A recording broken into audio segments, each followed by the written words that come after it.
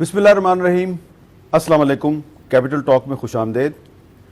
आज हम अपने प्रोग्राम में बात करेंगे सदर पाकिस्तान जनाब डॉक्टर आरिफ अलवी साहब के साथ।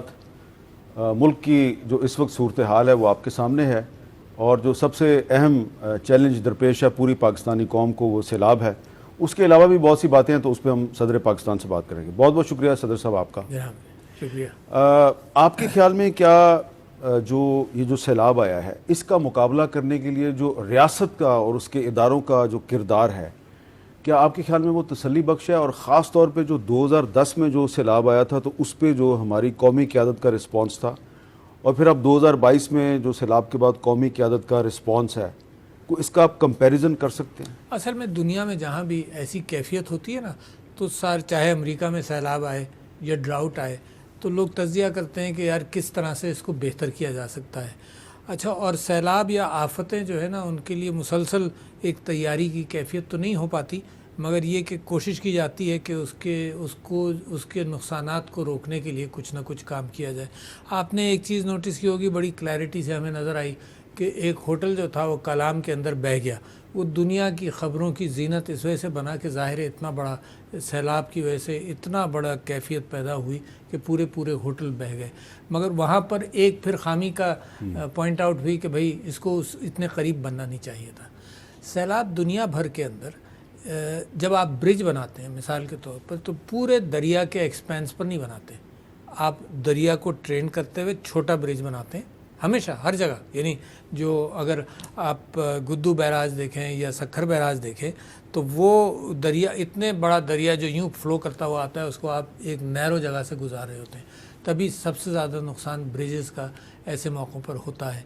तो ये एक तो तामीरात सैलाबी रिले के हवाले से होनी चाहिए, उसके अंदर हुकूमत को एहतियात करनी पड़ेगी। मगर आप जानते हैं कि ज़मीन के मामले में इंसान इतना लालची है कि कराची शहर हो, चप्पा चप्पा ज़मीन का नाले के ऊपर, नाले के अंदर, हर तरफ वो बेच दिया जाता है। तो इसके ऊपर हुकूमत का कानून, और सिर्फ कानून नहीं बल्कि उसका इम्प्लीमेंटेशन भी बहुत ज़रूरी है। तो हम कराची में देख चुके हैं, सारा जो रास्ता नालों का था वो आपने स्क्वीज़ कर दिया, तो सड़कें नाला बन गई हैं, सड़कों पर सैलाब। तो ये पूरे मुल्क में हमें इस चीज़ को अश्योर करना चाहिए कि सैलाब इसलिए आता है कि पानी के बहाव को आपकी तामीरात जो है वो रोक लेती हैं। एक तो वो एक वजह तो वो है, दूसरे उसके बावजूद भी आएगा, क्योंकि दरिया के अंदर सैलाब तो हज़रत नूह के ज़माने से तो कम से कम एक तारीख़ मौजूद है कि सैलाब आता है, और फिर इतना आ सकता है कि जनाब सारी हर फर्द जो है और हर कौम की वजह तो फिर हमारे अमाल भी तो बनते हैं। मैं आपसे ये कह रहा हूँ, एक तो बात ये, दूसरे ये कि क्लाइमेट चेंज हो रही है ना, तो प्रेडिक्टेबिलिटी नहीं है।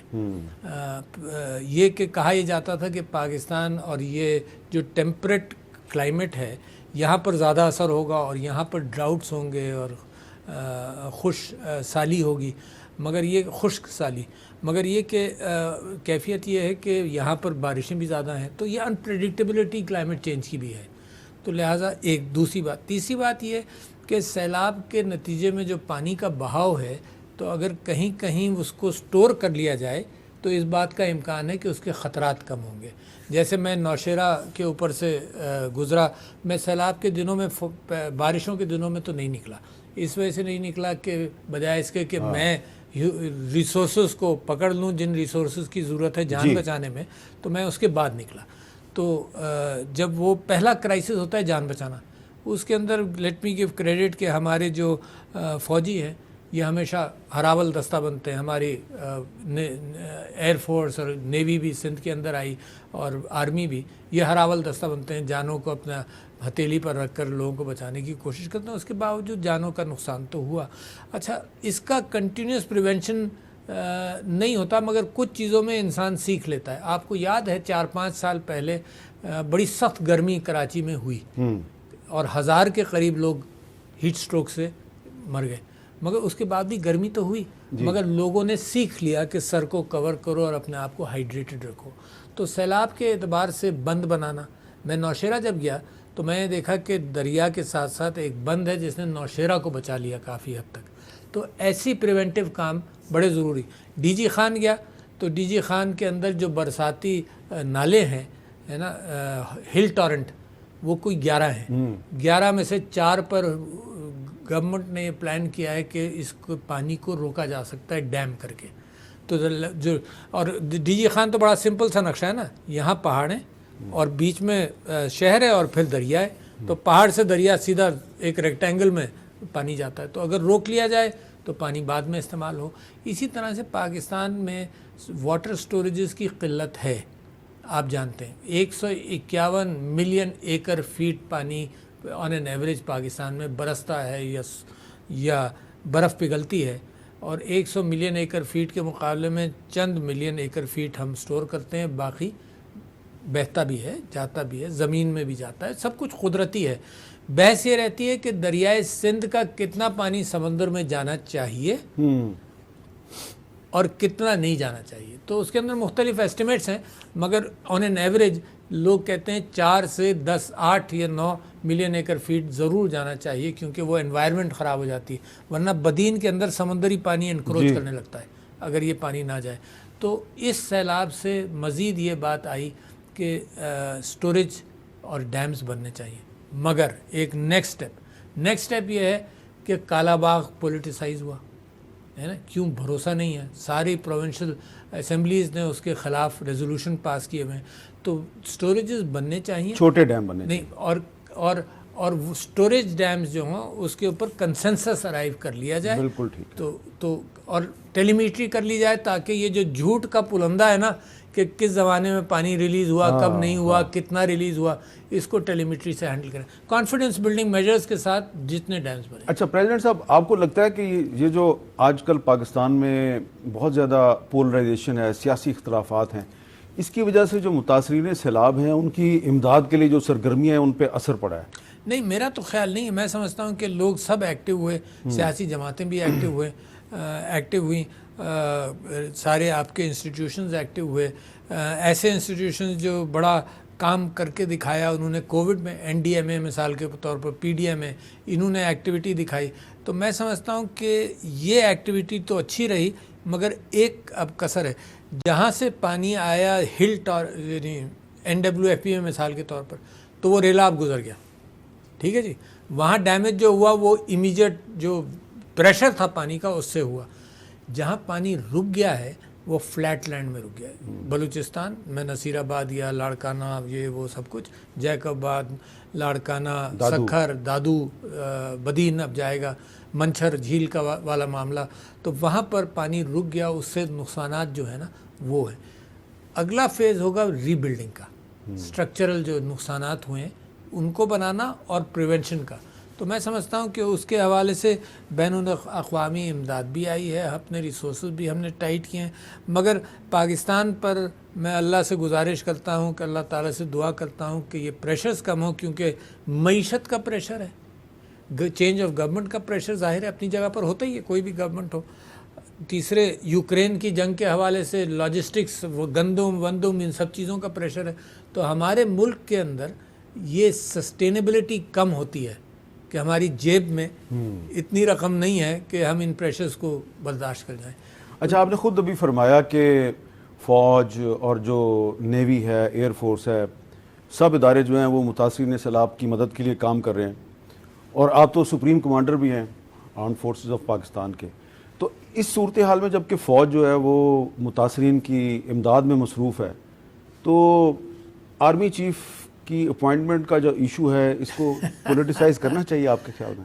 میں سمجھتا ہوں کہ جمہوریت کے اندر پولیٹیسائز سے کیا مطلب آپ کا؟ جمہوریت یعنی کہ اس پہ سیاسی بیان بازی کرنی چاہیے، جو کنسٹرکٹیو بات چیت ہو، میں سمجھتا ہوں اس کے اندر تو کوئی حرج نہیں. کیونکہ آپ جانتے ہیں کہ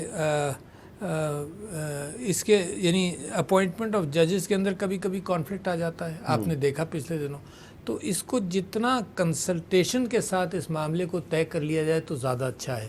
ورنہ آرمی چیف کے اپوائنٹمنٹ کے اعتبار سے پاکستان کو ایک سیٹ بیک مشرف صاحب کے زمانے میں ہوا، پورا آئین لپٹ گیا only on the appointment of the army chief. تو لہٰذا میں سمجھتا ہوں اس کے اوپر سلجھے ہوئے انداز سے گفتگو ہو تو کوئی اس میں کوئی حرج نہیں. کانفلکٹ دیکھو آج کل پاکستان کے اندر تو یہ کہ میں جو بھی بات کہتا ہوں کوئی نہ کوئی اس میں کوئی نہ کوئی خامی تلاش کر کے وہ میرے بھی پیچھے پڑ جاتے ہیں. تو کانفلکٹ کی تلاش پاکستان کی ریاست کو اب کوشش کرنی چاہیے کہ کانفلکٹ کم ہو. اور میری آپ کے ساتھ گفتگو کے اندر بھی یہ کوشش ہوگی کہ کانفلکٹ کم ہو. جی بالکل. میں نے یہ سوال اس لیے کیا کہ پچھلے دنوں عمران خان صاحب جو ہیں انہوں نے ایک سٹیٹمنٹ دیا, اس پہ ISPR کا ریئیکشن بھی آیا جو کافی سٹرونگ ریئیکشن تھا. تو آپ کو حیرت نہیں ہوئی عمران خان صاحب کی اس سٹیٹمنٹ پہ؟ میں سمجھتا ہوں کہ عمران صاحب نے اس کی مناسب کلیریفیکیشن بھی کر لی, اور دراصل ہم سب ایکسپرٹس نہیں ہیں کہ الفاظ کے چناؤ کے اندر, تو مگر انہوں نے وضاحت کر دی, اینڈ آئی ایم سیٹسفائیڈ. میں سمجھتا ہوں وہی میری خواہش ہوتی ہے کہ جب وضاحت ہو گئی, مثال کے طور پر عمران خان صاحب کا وہ کنٹیمپٹ کا بھی ایشو چل رہا ہے, ایک خاتون جج کے بارے میں جو انہوں نے گفتگو کی, تو وہ جو بھی وہاں پر وہ بیان دیں گے تو میں سمجھتا ہوں سچے دل سے جو بھی کیفیت ہے اس کو بیان کر دینا چاہیے. انہوں نے معذرت کی ہے کہ آپ کے خیال میں غیر مشروط معافی مانگنا زیادہ بہتر نہیں ہے؟ آج مجھے نہیں معلوم کہ کیا کیفیت ہے, آج کورٹ میں کیس لگا ہوا ہے. اچھا, آپ کے وزیر اعظم شہباز شریف صاحب کے ساتھ کیسے تعلقات ہیں؟ اچھے تعلقات ہیں, کوئی نہیں کہہ سکتا کہ خراب تعلقات ہیں, اچھے تعلقات ہیں. ہو نہیں سکتا کہ پریسیڈنٹ اور ایک پاکستان کا پریسیڈنٹ اور وزیر اعظم کے تعلقات خراب ہوں. دوسری بات, ڈفرینس آف اوپینین ہو سکتا ہے, اور ڈفرینس آف اوپینین ان چیزوں پر میرا ان کے ساتھ ہوا. اب تو میں سمجھتا ہوں جتنے وہاں سے سمریز اور ایڈوائس آئی ہے, میں گنتی رکھنے کی کوشش کرتا ہوں, اپراکسیمیٹلی 90 کے قریب یا 95 کے قریب آئی ہوگی. 3-4 میں نے روکی تھی, اور اس کی میں نے وضاحت بھی کر دی تھی کیوں روکی. اس کے اندر EVM تھا مثال کے طور پر, اوورسیز پاکستانیز کی ووٹنگ تھی, اور جو کانفلکٹ آپ کو اس وقت نظر آ رہا ہے جو پنجاب میں نظر آیا, اس کے حوالے سے میں بھی واقف تھا. وہاں پر میں نے ان کی 1-2 ایڈوائس کو روکا تھا.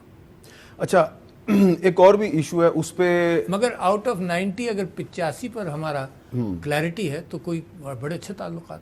ہاں, ریشو کے لحاظ سے, شرح کے لحاظ سے. اور آپ کی ان سے ملاقات وغیرہ بھی ہوتی ہے یا؟ جی ملاقات بھی ہوئی. اچھا, پتہ نہیں چلتا ہمیں. نہیں, کوئی خفیہ ملاقات نہیں ہوئی. میں سمجھتا ہوں کہ جب وہ اوتھ ٹیکنگ پر مختلف وزراء کے آئے تو تب ان سے ملاقات ہوئی, اور اس کے علاوہ بھی وہ تشریف لائے تھے جب PM الیکٹ ہوئے تھے, تو انہوں نے ایک کرٹسی کال بھی جب کی تھی. پریزیڈنٹ صاحب, یہ ایک ہر چیز کا ایک منفی پہلو ہوتا ہے, ایک اس کا مثبت پہلو بھی ہوتا ہے.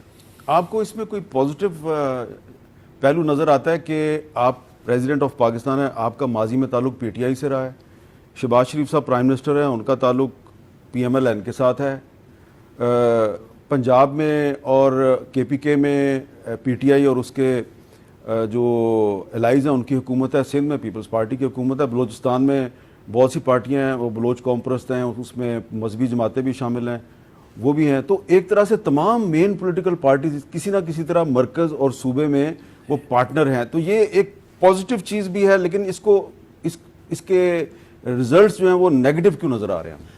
میرے خیال سے دیکھیے, اسمبلی میں سبھی جماعتیں ہوتی ہیں مثال کے طور پر, اور آپ یہ کہیں کہ اس فورم میں سبھی لوگ ہیں, تو اسی طرح سے ملک کے اندر مختلف ووٹروں نے مختلف رائے کے اعتبار سے کیا, اور اسی وجہ سے میں یہ سمجھتا ہوں کہ جمہوریت کے اندر اس بات کا امکان رہتا ہے کہ کانفلکٹ آئے, مگر ایز لانگ ایز وہ آئین کے دائرۂ کار میں رہے تو جمہوریت کو نقصان اتنا نہیں ہوتا. اچھا, نقصان کہاں ہوتا ہے؟ معیشت کے اعتبار سے نقصان ہونے کا امکان رہتا ہے کہ پالیسیز کی کنٹینیوٹی ہو. اگر یہ کیفیت نظر آئے کہ جو کام کسی پچھلی حکومت نے کیا سارا کا سارا انڈو کر ریڈو کیا جائے تو پھر اس میں تو بڑا نقصان ہوتا. آپ کو میں ذکر کروں, میں نے نیب کا بل کیوں روکا یا اوورسیز پاکستانیز کا معاملہ کیوں روکا. نیب کا بل کے اندر میں یہ سمجھتا تھا کہ 20 سال آپ لے کر نیب کو چلیں, 20 سال اس کی خامیاں ہیں, اس خامیوں کو ٹھیک کرنے کے بجائے آپ سارا وہ ادارے ہی کولیپس کروا دیں تو نقصان ہوا نا. یعنی ہم کوئی خدا نہ خواستہ بیوقوف قوم تو نہیں ہے کہ 20 سال ہمارے اوپر کوئی تجربہ ہو اور اس تجربے کو امپروو کرنے کے بجائے آپ کہیں جی اس کو پھاڑ کر پھینکو, اب نئی بساط کھولو. تو اس وجہ سے میں نے نیب کے بل کے اوپر میں نے آبجیکشنز کیے تھے کہ this is not the right way. Learning یعنی پولیٹیسائزیشن آف نیب کو روکنا چاہیے. جو شارپ ایکشنز ہیں جس سے تکلیف ہوتی ہے, یعنی ہیومن رائٹس کو انکروچ کیا گیا کہ اٹھا کر بند کر دیا, پوچھا نہیں جا رہا, ان چیزوں کو روکنا چاہیے, مگر جو ڈائریکشن ہے اس کا وہ رہنا چاہیے تھا. تو اس وجہ سے آئی ڈس ایگریڈ ود دیٹ. اچھا، آپ نے پچھلے دنوں ہمارے سے ایک ملاقات میں اس کچھ کتابوں کا حوالہ دیا تھا، میں وہ کتابیں اپنے ساتھ لے آیا. بہت ہو جائے. اچھا، اس میں امبیسڈر ارشد سمیع خان صاحب کی جو کتاب ہے 3 President and an Aide، تو یہ 3 صدور کے ساتھ یہ کام کر چکے ہیں اور یہ ایئر فورس سے ان کا تعلق تھا. تو انہوں نے اپنی ایک کتاب میں، آپ نے تو کتاب پڑھی ہوئی ہے، جی ہاں، تو اس کتاب میں یہ بتاتے ہیں کہ جب یہ صدر یحییٰ خان صاحب کے ساتھ تھے، ADC تھے، تو جب 1970 کے الیکشن کے رزلٹ آ رہے تھے تو یحییٰ خان صاحب نے کہا کہ میری جنرل عمر سے بات کراؤ. رات کو فون کیا. جنرل یحییٰ خان جب ریزلٹس دیکھ رہے تھے تو بہت پریشان ہوئے. انہوں نے کہا کہ بھائی تم لوگوں نے تو مجھ کو کہا تھا کہ 20-22 پارٹیاں ہیں اور یہ ڈیوائیڈڈ مینڈیٹ آئے گا اور میری بادشاہت کنٹینیو کرے گی. یہ تو 2 پارٹیاں آ گئی. تو اس میں صرف چند لائنیں جو ہیں ان کی، کہ انہوں نے جنرل عمر سے کہا کہ عمر، what in the devil's name is happening here? Where on earth has your assessment gone? What's become of all that financing of Qayyum Khan, Sabur Khan and Bhashani? اور آگے چل کے کہتے ہیں now listen to me and listen to me good. Provincial elections are a week from now. Free and fair, free and fair or not, I want tables turned. تو اچھا، مگر پھر دوسرے دن بلایا ہے نا. اچھا، پہلے تو پوچھا کہ آر یو آن لائن، تو انہوں نے کہا یس سر آئی ایم آن لائن. پھر دوسرے دن بلایا، ری اسیس کیا اس بات کو کہ پروونشل کے اندر فری اینڈ فیئر ختم کرو، کیونکہ یحییٰ خان صاحب بھی بیک گراؤنڈ میں یہی چاہتے تھے کہ ان کو کنگ میکر تصور کیا جاتا رہے. تو دوسرے دن بلایا، مگر دوسرے دن پھر یہ اسیسمنٹ ہوا کہ 2 جماعتیں ہیں نا، تو لہٰذا you are still a king maker. تو وہ تو پروونشل میں ویسے ہی چلا. اب اس میں میں نے یہ اس لیے کتاب کا حوالہ دیا کہ ہم ہمیشہ سے جو فوج کا جو سیاست میں کردار ہے، اس طرح کا کردار، اس پہ تنقید کرتے رہے، آپ بھی تنقید کرتے رہے. بہت سے لوگ جو پاکستان میں جمہوریت اور آئین پہ یقین رکھتے ہیں وہ اس کے خلاف ہیں. تو اب اگر فوج جس کے آپ سپریم کمانڈر ہیں وہ خود کہتی ہے کہ ہم اس کام میں نہیں پڑھنا چاہتے اور اچھی بات، آپ ہمیں نیوٹرل رہنے دیں، جی ہاں، تو ان کی نیوٹرلٹی کو ہم کرٹیسائز کرتے ہیں، تانا بنا دیتے ہیں. میں سمجھتا ہوں کہ وہ اتنا اچھا ماحول جب وہ کریٹ کرنا چاہتے ہیں، اور اسی وجہ سے انہی چیزوں کی وجہ سے وہ چاہتے ہیں کہ ان کا سیاسی کردار ختم ہو، تو پھر یہ سیاستدان جو ہے نا، سب کے سب ہوتا یہ ہے کہ وہ اگر ذرا سی بھی کہیں ہیلپ ملنے کا امکان ہے، اور اپنی لڑائیوں کی وجہ سے پھر فوج کو موقع دیا جاتا ہے کہ وہ فوج انٹرفیئر کرے.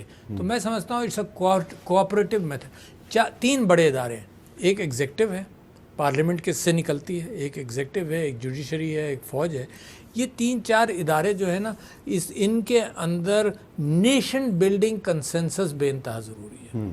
یہ میں اس نتیجے پر یوں پہنچ رہا ہوں کہ مکس سگنلز کہیں سے بھی نہیں آنے چاہیے، اور اس وقت مکس سگنلز تقریباً سب اداروں سے کہیں نہ کہیں سے نکلتے رہتے ہیں.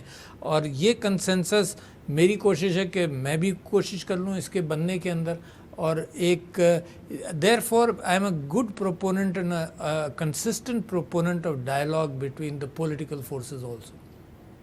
ابھی بھی ایز پریزیڈنٹ آف پاکستان. جی ہاں، پروپوننٹ ہوں. آئینی میرے پر کوئی وہ نہیں ہے کیفیت کہ میں اس ڈائلاگ کو بلا لوں، یہ تو ان کے اوپر ہے.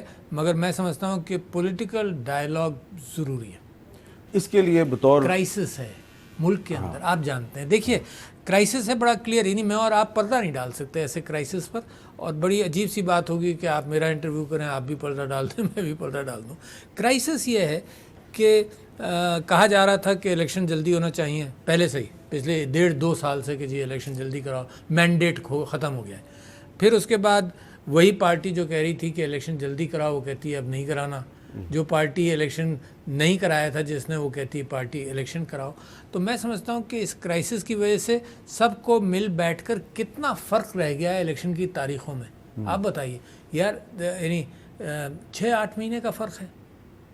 تو اس کے اوپر کسی کنسنسس کے ساتھ لے دے کر ٹیمپریچرز کو کم کریں اور الیکشن کی تاریخ کا کچھ نہ کچھ لیکن کنسنسس کے ساتھ. پریزیڈنٹ صاحب آپ صحیح فرما رہے ہیں، لیکن الیکشن کی ڈیٹ کو بھی آرمی چیف کی اپوائنٹمنٹ کی ڈیٹ کے ساتھ مشروط کر دیا گیا جی کہ نومبر میں نئے آرمی چیف کی تقرری سے پہلے الیکشن کروایا جائے. کیا یہ نامناسب ہے یا مناسب ہے؟ میں سمجھتا ہوں جب بھی الیکشن ہو جائے، الیکشنز از دا موسٹ مناسب تھنگ ٹو ہیپن، بالکل ٹھیک ہے نا، اور consensus of time is the second most مناسب تھنگ ٹو ہیو. تو میں انکریج کر رہا ہوں کہ کنسنسس کب ہو اس پر ارائیو کر لیں پولیٹیکل. اس کے لیے تو ڈائلاگ کی ضرورت ہے نا. جی ہاں، اور میں پروپوننٹ ہوں ڈائلاگ. اس کے لیے آپ کے ذریعے کوئی حکومت اور حکومت کیونکہ ساری حکومت میں ہے حکومت اور حکومت کے درمیان کو بات چیت ہو سکتی ہے؟ میں سمجھتا ہوں کہ ہو سکتی ہے. میں انکریج بھی کر رہا ہوں. میں بیہائنڈ دا سین کچھ رابطے بھی رکھتا ہوں اس سلسلے میں، کوشش بھی کرتا ہوں. میں ریویل نہیں کر سکتا، مگر یہ کہ کوشش ہونی چاہیے کہ اس میں کنفرنٹیشن ملک کے لیے نقصان دہ رہے گا جب بھی ہوگا، جی، ہے نا. اور ایسا کنفرنٹیشن اتنا بڑا کرائسس معیشت کا، یار آپ یہ دیکھیے کہ آئی ایم گلیڈ کہ IMF سے لون آ گیا، ٹھیک ہے نا. اچھا، لوگ سمجھتے ہیں صرف IMF کا ہے. IMF کا نہیں ہوتا، یہ Asian development bank, international lending institutions. IMF کے ساتھ جب آپ کا معاہدہ ہوا تو فرینڈلی کنٹریز آپ کے ساتھ سافٹ ہو گئیں، کیونکہ IMF کیا دیکھتا ہے؟ IMF دیکھتا ہے کہ آپ کی ایبلٹی ٹو ریٹرن دا منی، ٹھیک ہے نا. تو جب اکاؤنٹنٹ بکس دیکھ کر کہہ دیتا ہے کہ بھائی ان کی ایبلٹی ہے، تو جو قرض دینے والا ہے وہ مطمئن ہو جاتا ہے کہ دے دو، ٹھیک ہے نا. تو IMF کے ساتھ ہمارا اگریمنٹ ہوا اور ہمارے دوست ممالک نے بھی ہماری مدد کی، گڈ ڈیولپمنٹ. اس کے باوجود جو آپ کا نقصان اب سیلاب کی وجہ سے ہوا، پہلے کووڈ کی وجہ سے ہوا، انٹرنیشنل ایشوز کی وجہ سے ہوا، چینج آف گورنمنٹ کی وجہ سے ہوا، تو اکانومی کے اندر سٹریس ہے. اچھا، اکانومی کے اندر سٹریس اگر آپ کسی بھی چیمبر ویمبر پہ جائیں نا تو وہ کہیں گے کہ جی کلیئرٹی آنی چاہیے لیڈرشپ کے حوالے سے. آپ کو معلوم ہے ایوب خان کے زمانے میں لوگ کہتے ہیں کہ ایک چیز میں کامیابی ہوئی، وہ یہ کہ کنٹینیوٹی آف پالیسی میں کامیابی ہوئی. ایک چیز میں نقصان ہوا کہ پولیٹیکل سائڈ پر مشرقی پاکستان نگلیکٹ ہوا، ٹھیک ہے نا. بس جو کنٹینیوٹی آف پالیسیز ہے اس کے اندر مشرف صاحب کے زمانے میں بھی only because he was there for 9 years تو ایک کنٹینیوٹی رہی. تو جب میں اردوغان صاحب سے ملتا ہوں تو وہ یہ کہتے ہیں کہ تمہارے ہاں کنٹینیوٹی نہیں ہے، فریکوینٹ چینج. تو میں کہا وہ تو جمہوریت ہے نا، مگر ان کا کہنا یہ تھا کہ کنٹینیوٹی آف پالیسیز بھی چینج کے ساتھ چلی جاتی ہیں. اچھا، ایوب خان صاحب کے زمانے میں پالیسیز میں کنٹینیوٹی تو تھی، لیکن جو انہوں نے 1962 میں جو presidential form of government impose کیا تھا، کیا وہ بھی ٹھیک تھا آپ کے خیال میں؟ وہ جناب اس کا آج لنک بنتا ہے. انہوں نے ایبڈو کر کے یہ سوچا کہ یہ سیاستدانوں کو، فرینڈز ناٹ ماسٹرز، آپ ان کی کتاب پڑھیں نا، تو انہوں نے اسلام آباد کیپٹل بنانے کے اندر یہ بات کی کہ سارے پولیٹیشنز کنسنٹریٹ کرتے ہیں کراچی میں، تو ان سیاستدانوں سے اور ان سرمایہ داروں سے جو کنسنٹریٹ کرتے ہیں کراچی میں، تو ان سے ہٹا کر کیپٹل اسلام آباد لایا جائے. یہ فرینڈز ناٹ ماسٹرز میں بڑی کلیئرٹی کے ساتھ انہوں نے لکھا. انہوں نے ایک سلوشن یہ کیا کہ سیاستدانوں کو کمزور کرو، ایبڈو، ٹھیک ہے نا. تو جو بھی فوجی حکمران آیا اس نے یہ مڈل ٹیئر جو تھا MNA MPA کا، اس کو کمزور کر کر بیسک ڈیموکریسی یا لوکل باڈیز کو مضبوط کیا یہاں سے ہٹا کر. مگر میں سمجھتا ہوں کہ یہ جو ڈکٹیٹرشپ والا ماحول گزرتا ہے نا، ان کو اندازہ نہیں ہے کہ پبلک کو ہینڈل کرنا، پبلک کو موٹیویٹ کرنا بڑا مشکل کام ہے. یہ صرف کاغذ پر بیٹھ کر کمروں میں نہیں ہو سکتا، یہ زمین پر ہوتا ہے. سیاستدان کو نااہل کرنا کسی مسئلے کا حل نہیں ہے. سیاستدانوں کو نااہل کرنا کسی مسئلے کا حل نہیں ہے، مگر آپ اگر کسی طرف جا رہے ہیں تو اس حوالے سے میں آپ سے یہ کہوں کہ میں بڑا پروپوننٹ تھا اس بات کا، اور آج بھی میں آپ کے سامنے کہتا ہوں، اور مجھ سے غلطیاں بھی ہوئی ہیں. یعنی میں سمجھتا ہوں کہ جب بھٹو صاحب گرفتار ہوئے اور ان کے اوپر ایلیگیشنز لگیں تو میں اپنی زندگی کے اس دور میں یہ سمجھتا تھا آئیڈیلی کہ جی ان کا ٹرائل ہونا چاہیے، ہے نا. لٹل ریئلائزنگ کہ ویئر ول اٹ گو ہے. اور لوگ کہتے تھے کہ سب کا کرو، پہلے سے کرو. میں نے کہا یار جو ہے اس کا تو کر لو. تو میں یہ سمجھتا ہوں کہ اس میں پھونک پھونک کر قدم رکھنا چاہیے. سیاستدانوں کو سیاست سے ڈسکوالیفائی کرنے کے اعتبار سے you should have good rational reason کہ کسی سیاستدانوں کو اگر کوئی مرڈر ہو جائے، واٹ ول یو سے؟ آپ سے پوچھ رہا ہوں. مرڈر ہو جائے تو ظاہری بات ہے انصاف ملنا چاہیے. اور اگر کوئی کرائم ہو پروون، پھر کیا ہوگا؟ ظاہری بات ہے اس کی قانون. لہٰذا یہ چیزیں ان دو کوالیفیکیشنز کے ساتھ میں سمجھتا ہوں کوئی بھی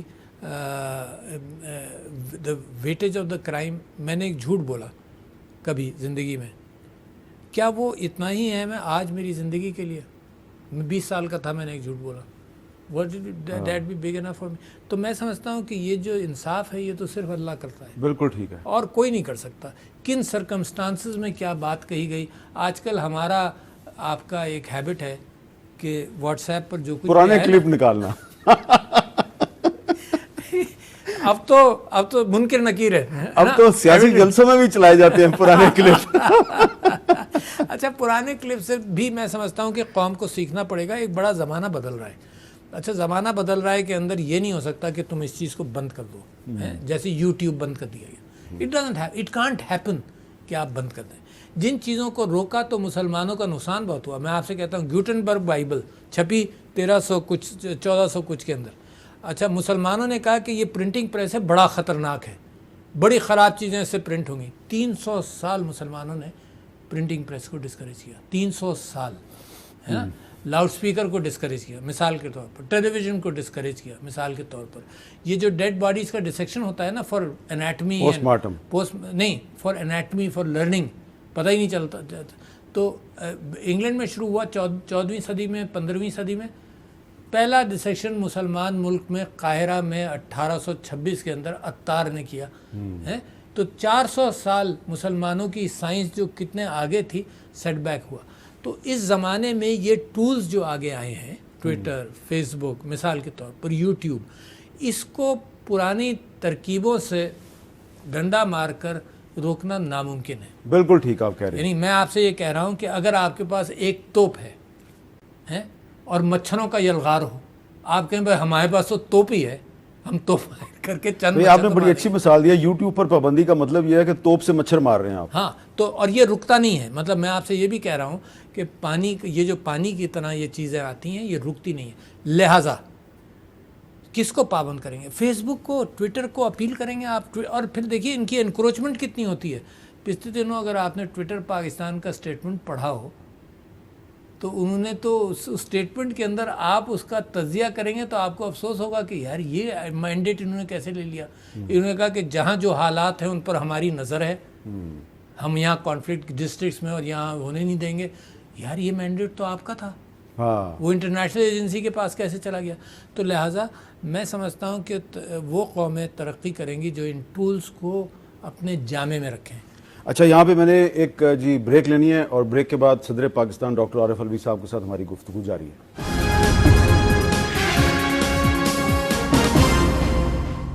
کیپٹل ٹاک میں دوبارہ خوش آمدید. وہ بریک سے پہلے میں نے ایک سوال کیا تھا. پاکستان میں بحث چلتی رہتی ہے، صدارتی نظام، پارلیمانی نظام. تو آپ کے خیال میں پارلیمانی، میرا اپنا ذاتی اوپینین ہے، میں کہہ دوں کیونکہ پارٹی کے اندر بھی یہ بحث ہوتی رہی. جب ہم نے پارٹی بنائی تھی 1996 میں، تو ہم نے جو پہلا تھنک ٹینک بنایا اس نے 5-6 مہینے اسی پر بحث کی کہ کون سا نظام بہتر ہے. شریف الدین پیرزادہ صاحب میرے بزرگ بھی تھے، کچھ دوستی بھی تھی ان سے. وہ مجھ سے کہتے تھے کہ تم چاہو عارف تو میں قائد اعظم کے وہ اقتباسات بھی نکال سکتا ہوں where he favoured the presidential system.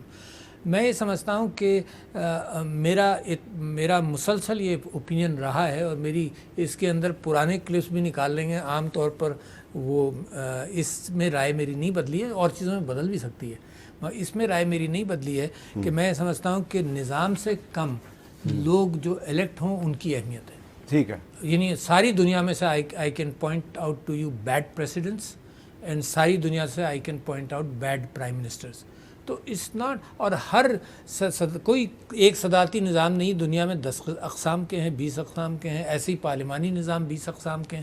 تو صحیح بندے کا الیکٹ ہونا بہت ضروری ہے. تو اور جو سیاستدان سروس کے لیے نکلتے ہیں تو ہر نظام کے اندر سروس کر سکتے ہیں، ہر نظام. اچھا یہ بتائیں سر کہ آپ نے دی میتھ آف انڈیپینڈنس کا بھی ذکر کیا تھا ایک گفتگو میں. بھٹو صاحب کی جو کتاب ہے جو 1967 میں انہوں نے لکھی تھی. اب اس کتاب کو میں اس لیے زیر بحث لا رہا ہوں کہ پچھلے دنوں بڑی بحث ہوئی کہ پاکستان میں امریکہ جو ہے وہ بڑی سیاسی مداخلت کرتا ہے. تو بھٹو صاحب نے تو اس کا ذکر میتھ آف انڈیپینڈنس میں بڑی ڈیٹیل سے کیا ہوا 1967 میں جو کتاب لکھی تھی. ویسے اس کا ایک بڑا جو مجھے انٹرسٹنگ لگتا ہے کہ ایک جگہ وہ لکھتے ہیں کہ in official embassies made frequent visits to the subcontinent to assess the prospects of Indo Pakistan confederation. During this time in testimonies before Congress, United States official voiced the opinion that containment of China in Southeast Asia was more important than the settlement of the Kashmir dispute. تو آج بھی اچھا جی اس کے اوپر میں آپ کا اضافہ کروں ہے نا بہت ضروری ہے تاریخ کے اعتبار سے بڑی اہم کوٹیشنز ہیں. اچھا فرینڈز ناٹ ماسٹرز میں ایوب خان اپنے ڈس اپوائنٹمنٹ کا بھی ذکر کرتا ہے کہ 62 میں اور یہ جو آحد صاحب کی کتاب ہے اس کے اندر بھی اس بات کا ذکر ہے, بھٹو صاحب بھی مختلف کرتے رہے. 62 کے اندر یہ ایشورنس دی گئی کہ ڈونٹ اوپن دا فرنٹ اور کشمیر کا سلوشن ہم تمہاری مرضی کے اعتبار سے کریں گے 62 میں ہیں. اور یہ ambassador U S ambassador to India and U S ambassador to Pakistan دونوں نے مل کر دی, لہٰذا آپ نے 62 میں ٹرسٹ کیا. آپ نئی قوم, حالانکہ ہم کشمیر پہ قبضہ کر سکتے ہیں. ہاں آپ نئی قوم تھے, آپ سمجھتے تھے کہ جو انسانی تعلقات ہیں وہی قوموں کے تعلقات ہوں گے. ٹرسٹ, فرینڈشپ, دنیا میں ہمیں پتہ چلا friendship is no issue, is the vested interest which counts. 62 میں ہوا. پھر 65 میں یہ ہوا کہ پھر ایوب خان صاحب کو ایشورنس دیا گیا کہ انٹرنیشنل فرنٹیئر نہیں کھلے گا, ہے نا, تم جو کرنا ہے تم کشمیر کے حوالے سے کر لو. Those disappointments of Ayub Khan صاحب. بھٹو صاحب نے وہ خط بھی لہرایا تھا. Nobody can deny that whether it's People's Party or anybody. I know you heard that speech. راجہ بازار راولپنڈی. راجہ بازار راولپنڈی میں. ایک چیز آپ کو نہیں معلوم ہوگی, میں اپنی انفارمیشن سے بتا رہا ہوں کہ بھٹو صاحب کی پہلی ہاف سیاسی تقریر جب وہ پورے نکلے نہیں تھے, ایوب خان کے سے علیحدہ نہیں ہوئے تھے, میں نے سنی تھی. یہ جو اسلامیہ یہ گورنمنٹ کالج لاہور ہے نا, اس کے ڈائگنلی اپوزٹ ان کا ہاسٹل ہے. تو وہ پتلا سا اس کا جو لان ہے اس میں بھٹو صاحب spoke for 3.5 hours on ایفرو Asian solidarity and exploitation of small countries by big country. English میں بولے 3-3.5 گھنٹے. اور از اے گڈ اسپیکر ہے نا, بہت امپریسو اسپیکر تھے. تو اس کے بعد اگر آپ مسلسل دیکھتے رہیں تو دنیا کے اندر انٹرفرنسز ہوئے اور پتہ جب چلتے ہیں. اور میں نے خط جو لکھا چیف جسٹس کو, اس کے اندر مصدق صاحب کے انسیڈنٹ کا بھی ذکر کیا ہے اور کہا کہ 60 سال بعد یہ اندر سے کسی نے بتایا کہ دس واز پیپر. تو میرا سوال بھی یہی ہے کہ بھٹو صاحب نے جو بات کہی تھی کہ امریکہ پاکستان میں مداخلت کرتا ہے, کیا ابھی بھی وہ مداخلت ہوئی جیسا کہ عمران خان صاحب کہتے ہیں؟ میں سمجھتا ہوں کہ یہ جو مداخلتوں والی کیفیت ہے یہ چھپی رہتی ہے نا. تو میں نے سپریم کورٹ سے یہ کہا تھا, میں نہیں کہہ سکتا کہ مداخلت ہوئی. میں نے سپریم کورٹ سے گزارش یہ کی تھی کہ کبھی مہر نہیں لگا سکیں گے آپ تحقیقات کر کے کہ ہوئی یا نہیں ہوئی, مگر سرکمسٹانشل ایویڈنس آپ کر سکتے ہیں. چلی کے اندر جو مداخلت ہوئی 30 سال بعد جب ڈاکیومنٹس ریلیز ہوئے امریکہ میں, فریڈم آف انفارمیشن ایکٹ کے تحت CBS نے ریلیز کرائے, ایک چینل ٹیلی ویژن چینل نے ریلیز کرائے, بڑی مشکل سے ریلیز ہوئے. اس کے بعد انہوں نے اپولوجائز کیا کہ ہاں مداخلت ہوئی. 20,000 پیپرز وہ ریلیز, تب پتہ چلا کہ مداخلت ہوئی تھی. تو میں نے تو یہ کہا تھا کہ پاکستان کو ایسی چیزوں کی تحقیقات کر لینی چاہیے. آپ کے یہاں ضیاء الحق صاحب کا پلین کریش ہوا, آپ کو پتہ ہے کس نے کیا؟ نہیں پتہ. اعجاز الحق صاحب تو بتاتے ہیں کس نے کروایا, ٹھیک ہے, مگر تحقیقات کوئی نہیں. نہیں. لیاقت علی خان صاحب کا نہیں مرڈر ہوا, مجھے یاد ہے آئی ہیو ٹریٹڈ بیگم رانا لیاقت علی خان. تو اتنی موٹی وہ فوٹو کاپیڈ چیز لے کر آئی تھی جس میں کوئی چیز نہیں تھی. انویسٹیگیشن جو تھیں وہ ہر طرف گئی ہوئی تھی. ٹھیک ہے جی. بے نظیر بھٹو صاحبہ کا شہادت ہوئی. جتنے بھی آپ کے یہاں ایسے انسیڈنٹس ہوئے ہیں تو کبھی تحقیقات. آپ کے خیال میں جو عمران خان صاحب کی حکومت کا خاتمہ, اس کی تحقیقات ہونی چاہیے ابھی بھی؟ نہیں, عمران خان صاحب کی حکومت کا خاتمہ نہیں. میں سمجھتا ہوں کہ اگر فارن انٹرفیرنس کی ایلیگیشن ہے تو میں نے تو آن پیپر میں نے چیف جسٹس سے ریکویسٹ کیا ہوا تھا کہ اس کی تحقیقات. تو جو نیشنل سیکیورٹی کمیٹی نے کہا کہ کچھ بھی نہیں ہوا, تحقیقات کر کے کہا تھا تو میں مطمئن ہو جاؤں گا, مگر یہ تحقیقات اوپن ہو جائیں, پبلک ہو جائیں. ٹھیک ہے. پچھلے دنوں ہمارے جو وزیر داخلہ ہیں رانا ثناء اللہ صاحب, انہوں نے کہا جی کہ جو فورن فنڈنگ کیس ہے, ممنوعہ فنڈنگ کیس ہے, اس میں پریزیڈنٹ عارف الوی صاحب کا بھی نام آیا ہے جو الیکشن کمیشن کی ہے, تو ان کے خلاف بھی تحقیقات ہونی چاہیے. تو آپ کو تو آئینی تحفظ حاصل ہے, تو کیا آپ اپنے آپ کو پیش کریں گے؟ یہ فورن فنڈنگ کیس ہے کیا جی؟ یہ ہم جیسے وہ بیوقوف ہیں جنہوں نے یہ کوشش کی کہ پاکستان کے اندر فنڈنگ کو اوپن کرو. اچھا. اور جیسے اور میرے بیوقوف دوست, بیوقوف میں تنزیہ کہہ رہا ہوں, کہ انہوں نے جب پارٹی بنی نا تو انہوں نے کہا یار ایک ہم کیش نہیں لیں گے, ایک چیز اکاؤنٹ میں آنی چاہیے. ہم بے چین بیٹھے رہتے تھے, یار اکاؤنٹ کھولو, اکاؤنٹ کھولو, اکاؤنٹ کھولو, اکاؤنٹ کھلواتے رہتے تھے. لوگ کہتے تھے یہ 10,000 روپے لے جاؤ مگر میرا نام نہیں آنا چاہیے. ٹھیک ہے نا. ہم ان مشکلات سے گزرے.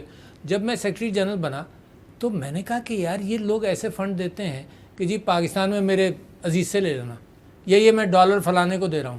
تو میں نے کہا یہ ہنڈی والا معاملہ ختم ہونا چاہیے. وہاں ایک آفیشلی لمیٹڈ لائبلٹی کمپنی میں نے کھلوائی 5013C کے اندر ہے. That is the only way in which Pakistanis can collect legally collect funds and send them to Pakistan. اچھا وہ ساری لسٹ بھی اس پہ ویب سائٹ پر تھی ہے نا، اور اسی کے اوپر فنڈز جنریٹ ہوئے. ہم چھوٹے فنڈز والے لوگ تھے، اسی طرح سے $10 $15 جمع کیے. اچھا اگر آپ امریکہ میں جائیں نا تو اگر آدمی کوئی چیک دے رہا ہے تو وہ اپنی کمپنی کا چیک دے دیتا ہے. عام طور پر وہی طریقہ ہے نا، چیک کاٹ دیا. چلو وہ اگر کسی کمپنی کا ہے تو اس کو آپ الگ کر لیں. الیکشن کمیشن نے یہ بھی کہا کہ جی یہ لمیٹڈ لائبلٹی کمپنی کیونکہ کمپنی ہے لہٰذا اللیگل ہے. یہ میں آپ کو بتاتا ہوں نا، جب یہ ہمارے ہاں یہ ٹرانسفر آف فنڈس کی بات ہو رہی تھی تو ٹرسٹ بنایا یہ جو فری سافٹ ویئر فری جو سافٹ ویئر ہوتی ہے نا اس کا ایک ٹرسٹ ہوتے ہیں دنیا میں. تو اسٹیٹ بینک نے کہا کہ یہ ٹرسٹ ہے تو لہٰذا اس کی تحقیقات ہونی چاہیے منسٹری آف انٹیریئر کے ساتھ. تو میں نے کہا یار اسٹیٹ بینک ہو، اگر کوئی بلڈ بینک کھولے تو تم کہو گے جی ہماری پرمیشن کے بغیر بلڈ بینک نہیں کھل سکتا. تو میں آپ کو یہ مثالیں اس لیے دے رہا ہوں کہ یہ جو کمپنی کھولی گئی that was the only legal way of doing it. تو آپ نے کوئی لیگل کام نہیں کیا ہوا؟ نہیں، آئی انسسٹ. اچھا، I was the secretary general of that time. کوئی لیگل کام نہیں کیا یار. یعنی آپ یہ دیکھیے کہ اس کے اندر کسی نے اگر کمپنی کا چیک دے دیا تو پاکستان کا قانون یہ ہے کہ جی کمپنی کا چیک آپ نکال دیں. You think that is foreign funding? یہ تو خیر الیکشن کمیشن نے خود ہی کہا ہے فارن فنڈنگ نہیں ہے، ممنوعہ فنڈنگ ہے. ممنوعہ فنڈنگ واپس لے لو بس، اور کیا ہو سکتا. اچھا آپ نے یوٹیوب پہ but it is only because کہ ہم چاہتے تھے کہ چھوٹے فنڈز اکاؤنٹڈ رہیں. وہ بیچارہ اسد قیصر کے اوپر بھی وہ ایشو ہو گئے نوٹسز. اسد قیصر صاحب کو میں نے یہ کہا، I was a secretary general again, میں نے یہ کہا کہ یار کیش میں ہم تمہارا کرایہ بھی نہیں دیں گے، کیش میں ہم لوگوں کی تنخواہ بھی نہیں دیں گے. تم اکاؤنٹ کھولو گے تو یہاں سے پھر پیسہ جائے گا. تو party which is making an effort in Pakistan کہ everything should be open, اسی کی گردن پکڑ کر موڑو. تو میں تو کیوں اس زمانے کی بات کر رہا ہوں، پریسیڈنسی کی بات نہیں کر رہا. ٹھیک ہے نا. اچھا آپ نے کیونکہ یوٹیوب کا ذکر کیا ہے تو فریڈم آف ایکسپریشن اور فریڈم آف پریس کے بارے میں پچھلے دنوں آپ نے ایک خط لکھا تھا پرائم منسٹر صاحب کو. میں نے اس پہ بات کرنی ہے ایک، لیکن بریک کے بعد.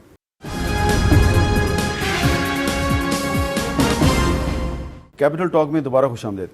پریزیڈنٹ صاحب پچھلے دنوں آپ نے پرائم منسٹر شہباز شریف صاحب کو ایک خط لکھا جس میں آپ نے کچھ مثالیں دی کہ پاکستان میں آزادی صحافت پہ، فریڈم آف ایکسپریشن پہ کچھ حملے کیے جا رہے ہیں، کچھ پرابلمز ہیں، کچھ صحافیوں پہ مقدمات قائم ہو رہے تھے. اس خط کا کوئی آپ کو جواب آیا پرائم منسٹر صاحب کی طرف سے؟ نہیں، کوئی جواب نہیں آیا. اچھا آپ نے، بٹ آئی ہوپ مطلب خط کا اگر جواب نہیں بھی آئے تو میری امید یہ ہے کہ وہاں مطلب ایک ایشو ریز ہوا اور کنسرن ہونی چاہیے. اچھا آپ نے کوئی اس قسم کا خط جب عمران خان صاحب وزیر اعظم تھے تو اس وقت ان کو لکھا تھا؟ بالکل نہیں لکھا تھا. کیوں نہیں لکھا تھا پوچھیں. اس لیے کہ سارے وزراء کے ساتھ میرے تعلقات تھے، میری دوستیاں تھیں، ان کو میں ڈائریکٹ فون کر کے پوچھ لیتا تھا. میں نے بہت ساری چیزیں انکلوڈنگ عمران خان صاحب کے زمانے میں بلز اور ایڈوائس روکے ہیں. لا منسٹر سے بات کی، لا منسٹر سے ایشورنسز لیں، لا منسٹر نے کوئی بل اس کو پھر ٹھیک کیا. لا منسٹر نے ایک بل پر مجھ کو یہ بھی کہا کہ جی آپ اس کو پاس کر دیں. یہ تھا harassment of women's property rights act. اس کے اندر میں نے کہا کہ یار اس میں اپیل والا کوئی بندہ ہی نہیں ہے، کسی کو اپیل کریں گے اگر اس نے محتسب نے فیصلہ کر دیا. تو لا منسٹر نے مجھ سے وعدہ کیا کہ آپ سائن کر دیجئے، میں جیسے ہی کوئی امینڈمنٹ آئے گا نا اس کے اندر یہ بھی امینڈمنٹ ڈال دوں گا. تو میری یہ جو کمیونیکیشن تھی تو کمیونیکیشن ویسے ہی تھیں جیسی آج ہیں، مگر اب کیونکہ یہ اتنا وہ مجھ سے پوچھتے نہیں ہیں یا رابطہ نہیں رکھتے تو لہٰذا میں نے آفیشیلی خط لکھا. مگر جرنلسٹ کے لیے ہمیشہ گفتگو ہوتی رہی. اچھا میں نے سوال اس لیے کیا irrespective آف پارٹی کون سی ہے. میری پارٹی کے زمانے میں نے پریزیڈنٹ صاحب سوال اس لیے کیا کہ ابھی جو شہباز شریف صاحب کی وزارت عظمیٰ کے دور میں جو کچھ ہو رہا ہے یقیناً آپ نے اس پہ خط لکھا، بہت اچھا کیا.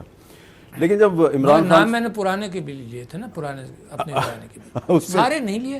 کچھ لوگوں کو یہ اعتراض ہوا کہ جی میرا نام نہیں لیا تم نے. مگر پرانے بھی میں نے نام تو لیے تھے. ہاں نام آپ نے لیے تھے، لیکن ان کے زمانے کے جب عمران خان صاحب وزیر اعظم تھے تو آپ نے کہا کہ وزراء کے ساتھ آپ کی براہ نہیں، راست. مگر اس زمانے کے نام بھی میں نے لکھے ہیں. ہاں نہیں، وہ میں بالکل آپ صحیح کہہ رہے ہیں، لیکن جب کیا آپ نے پوچھا تھا فواد چودھری صاحب جی سے پوچھا تھا. یا شبلی فراز صاحب سے بالکل کہ یار یہ ابصار عالم کو گولی مار دی، یہ اسد طور کے گھر میں گھس کے اس پہ تشدد کیا گیا، میر شکیل الرحمان کو بغیر کسی مقدمے کے نیب نے بند کیا ہوا ہے، اس طرح کے بہت سے واقعات. سب پوچھے میر شکیل الرحمان سے بھی بات چیت بھی ہوتی رہی. اچھا ہاں سب پوچھے، اور ان کا غم بھی سنتا رہا ہوں میں. ظاہر ہے نا، سب سنتا رہا ہوں. تو آپ کے خیال میں ابھی جو شہباز شریف صاحب کی حکومت ہے، ان کو اس دور میں ہونے والے واقعات اور پچھلے دور کے جو واقعات ہیں سارے، ان سب کی ایک انکوائری نہیں کرنی چاہیے؟ کریں، اچھی بات ہے نا. مطلب یہ میں سمجھتا ہوں جرنلسٹ پر اتنا پریشر، وہی میں آپ سے کہہ رہا ہوں کہ وہ توپ سے مچھر مارے جا رہے ہیں. مطلب یہ دنیا کے اندر اب آپ جرنلسٹ کا منہ بند نہیں کر سکتے. جرنلسٹ کا آپ منہ بند کر دیے تو وہ ایک سیاستدان ہے، اس کے فرض کرو 50 لاکھ فالوورز ہیں، وہاں سے شروع ہو جاتے ہیں. اچھا پاکستان میں فالوورز ہیں، امریکہ میں بھی وہی فالوورز بیٹھے ہوئے ہیں، وہاں سے شروع ہو جاتے ہیں. تو کس کا آپ منہ بند کرنے کے قابل ہو؟ اچھا آپ نے بطور پریزیڈنٹ پی کا آرڈیننس جاری کیا، پی کا امینڈمنٹ آرڈیننس، اس کو اسلام آباد ہائی کورٹ نے مارچ 2022 میں، یعنی کہ اسی سال مارچ کے مہینے میں، اس کی کچھ جو شکیں تھیں ان کو غیر آئینی قرار دے کے غیر مؤثر قرار دے دیا. آپ کے اچھا خیال میں کیا ان کا ججمنٹ؟ اچھا ٹھیک ہوگا. تو پھر اس کا مطلب ہے آپ کو آرڈیننس ٹھیک نہیں تھا؟ جی میرے پاس ایڈوائس کیس کے طور پر جو چیزیں آتی ہیں کبھی میں خود ججمنٹ کر لیتا ہوں، ہے نا. میں وکیل نہیں ہوں، مگر وکالت کی آدھی ڈگری مجھے مل سکتی ہے. اچھا اور کبھی میں، جیسے میں آپ کو مثال دیتا ہوں، سائبر کرائمز ایکٹ جو جب میں اسمبلی میں تھا تو اس زمانے میں انوش رحمان صاحبہ was the minister of information. تو ان کے ساتھ بیٹھ کر ہم یہ کہتے تھے کہ اگر تم نے کسی کو کسی کا چھاپا ڈالنا ہے اس سلسلے میں تو کوئی مجسٹریٹ بیچ میں ڈالو، ہے نا، جس سے رات کو ہی، یعنی 24 گھنٹے وہ آپ کے ساتھ رہے. آپ پرمیشن ضرور لیں.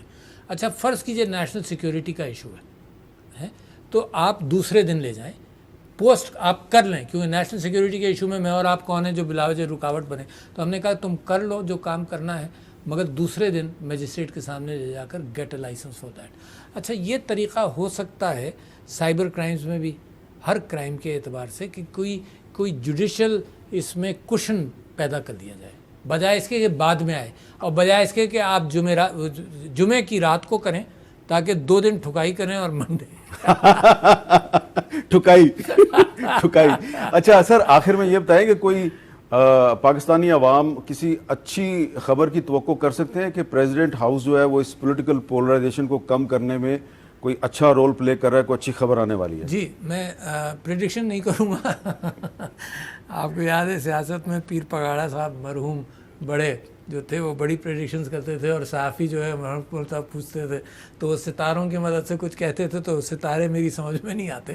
مگر میں یہ ضرور کہہ سکتا ہوں کہ میں پر امید ہوں.